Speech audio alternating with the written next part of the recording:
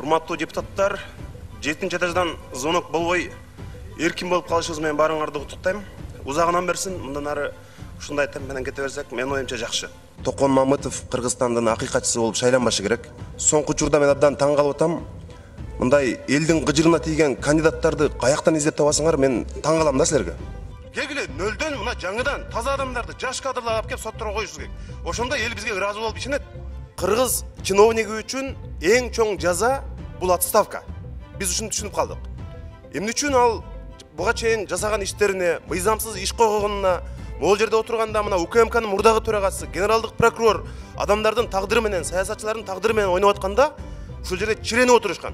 Бизге каяш айтып, тимеле титиреңдеп. А эмне үчүн биз алардын эң чоң жазасы катары отставкага кетирип коюшубуз керек? 30-40 жылдап ооруканада же болбосо мектепте мугалим болуп иштеп, 5-6 баласы бар. Ошол эле убакта үйү жок, батирлеп жүргөн адамдар толтурат биздечи. Ошол эле убакта эмне үчүн мугалимдерге үйлөрдүн курулушу башталбайт?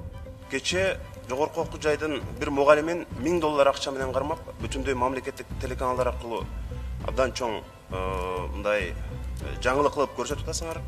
Террористти кармагандай Финполициянын атайын бир тобу иштеп жүрөт.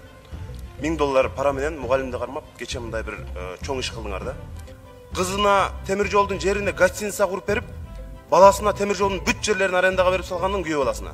Бүт барын айтып бердик го. Органдар тасыптап берди го. Эмне үчүн Абылгазиев ушуну мындай реакция кылбайт?